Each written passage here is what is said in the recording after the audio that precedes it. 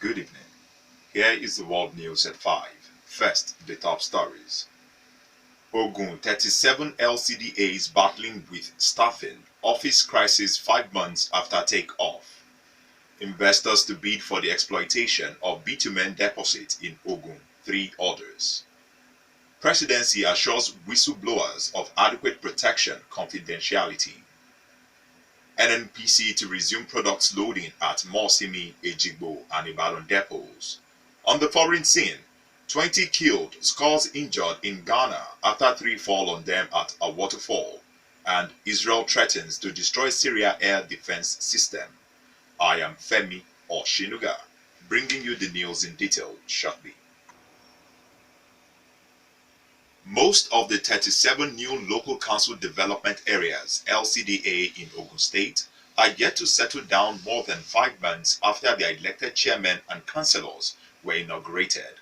They are still battling with the problems of office accommodation, office furniture and staffing. The State Local Government and Chieftaincy Affairs Commissioner, Chief Jide Ojuko, last November, shortly after the inauguration of the elected officials, had promised to immediately resolve the challenges of furniture and office accommodation.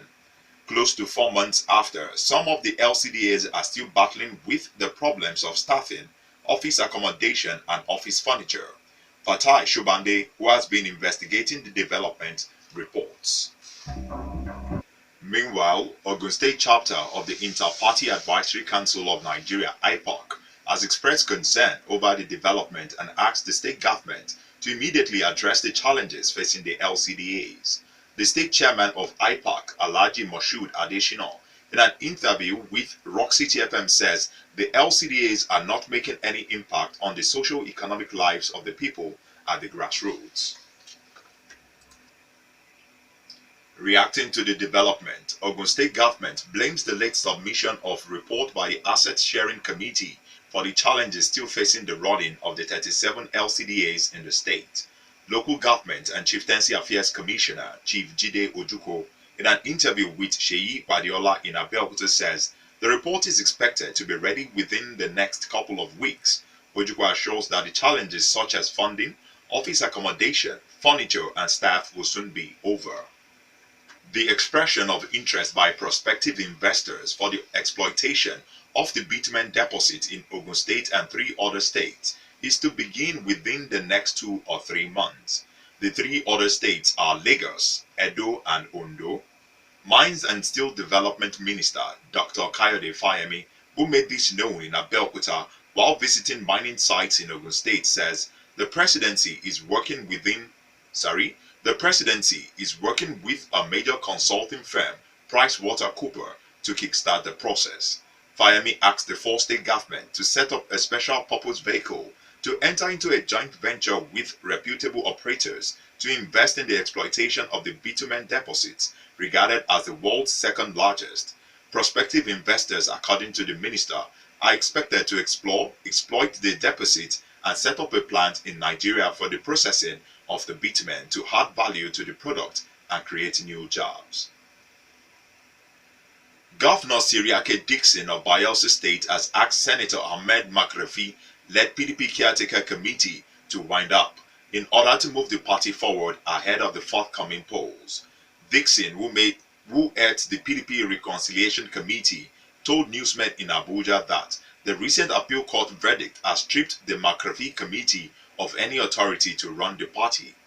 According to the governor, there is the need for PDP leaders to obey the constitution, other civil rules as well as the appeal court ruling, whether one likes Alimodo Sheriff or not. The governor asked Makarfi if he is passionate about the survival of PDP to sacrifice his political ambition and allow the political resolution of the leadership crisis. The presidency has promised adequate protection and rewards to whistleblowers who provide information leading to the recovery of stolen funds and assets. Information and Culture Minister Alhaji Lai Mohammed, in a statement, pledged that the identities of such whistleblowers will be protected. He explains that the renewed pledge follows the petition received by the Presidential Asset Recovery Committee for concerned citizens over the safety of the whistleblowers. The minister also promised that the cases of whistleblowers who had suffered backlash as a result of information they provided to security agencies will be reviewed and appropriate mitigation given to them. Whistleblowers who provided information leading to the recovery of 1 billion naira stolen fund, according to Mohammed, are entitled to 5% of the fund, 4% for the next 4 billion naira recovered, and 2.5% for the recovery of over 5 billion naira. An average of 100,000 new cases of cancer are being diagnosed yearly in Nigeria. The consultant of public health at the University of Benin Teaching Hospital, Dr. Budeno Ehis, made this known in Warri at a lecture in honor of the late Mrs. Omawumi Udo, a lawmaker in Delta State House of Assembly. The figure, according to him, accounted for 12.5% of the disease globally. The medical expert advised Nigerians to live a healthy lifestyle to overcome the global life-threatening disease that was ravaging the world, adding that eating foods rich in fiber was one of such. 7 persons, including 3 suicide bombers, have died in the latest bomb attack in Maiduguri, the Borno state capital. 8 other persons were also injured in the bomb attack on Saturday night. Police spokesman Victor Isuku says the 3 suicide bombers, a man and 2 women, had blown up themselves while attempting to enter Umarari village on the outskirts of the city. According to Isuku, the explosion from the improvised explosive device strapped to the bodies of the suicide bombers also killed a local vigilante, a woman, and our 2 children. You are still listening to the World News at 5 on Rock City 101.9 FM. Up next, we bring you foreign, business, and sport news. Do stay with us.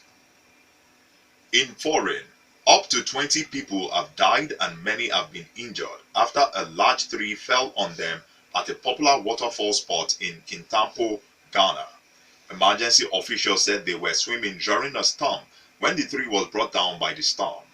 Ghana National Fire Service spokesman Prince Billy Anaglate said the incident happened at the Kintampo waterfalls in the Brong Ahafo region. According to him, most of them are students of the Wenchi Senior High School, while others are tourists. He said they are trying to save those who are trapped by cutting the trees with chainsaws. Fire Service spokesman Mr. Anaglate said 18 students had died at the scene, 2 others died in the hospital, while 11 people were receiving treatment. Israeli Defense Minister Avigdor Lieberman has threatened to destroy Syrian air defense system after they fired ground-to-air missiles at Israeli warplanes carrying out strikes. Lieberman, speaking on Israeli public radio, warns that the next time the Syrians use their air defense system against Israeli planes, their air defense system will be destroyed without the slightest hesitation. Israeli warplanes hit several targets in Syria on Friday, with Prime Minister Benjamin Netanyahu saying the strike targeted weapons bound for Lebanon's Shiite Hezbollah movement. Syria's military said it had downed one of Israeli planes and hit another as they were carrying out a pre-dawn strike near the famed desert city of Palmyra that it recaptured from jihadists this month. The Israeli military denied that any plane had been hit. One missile was intercepted by Israel's Arrow air defense system, Israeli media reported. In business, loading of petroleum products at the Mosimi, Ejigbo, and Ibadan depots of the Nigerian National Petroleum Corporation (NNPC) is to resume soon as part of fresh moves to improve supply of product in Lagos, other parts of the southwest region, and Kwara State. Ahead of the planned reopening of the depots, NNPC has recommissioned the major pipeline for the pumping of product from the Atlas Cove depot in Lagos to the depots. The strategic pipeline was shut down since over a year ago, following attacks by militants who siphoned the product being pumped to the depots. NNPC spokesman Undu Ugalmadu, who made this known in a statement, also says that Central Bank of Nigeria (CBN) has released foreign exchange to major petroleum product marketers for the importation of diesel, kerosene, and aviation fuel. In addition, Ugalmadu explains that NNPC has in stock 1.2 billion liters of petrol, which is capable of meeting the local demand of the product for 34 days.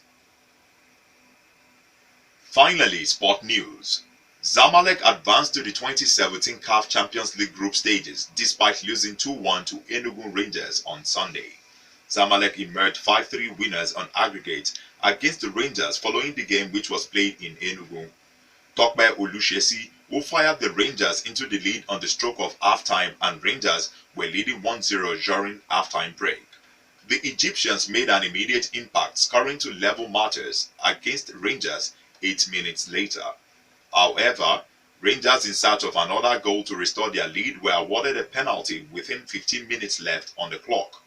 Godwin Aguda stepped up and fired past Egyptian keeper to make it 2-1 to Rangers. That was the world news at 5, and just before we go, the major stories once again. Ogun 37 LCDAs battling with staffing, office crisis 5 months after takeoff. Investors to bid for the exploitation of bitumen deposits in Ogun, 3 orders. Presidency assures whistleblowers of adequate protection, confidentiality. NNPC to resume products loading at Mosimi, Ejigbo and Ibadan depots. On the foreign scene, we told you 20 killed, scores injured in Ghana after 3 fall on them at a waterfall. And Israel threatens to destroy Syria air defense system. For more stories and to listen to us live, please log on to our website www.rockcityfmradio.com/live. Thank you for listening. I am Femi Osinuga. Good day.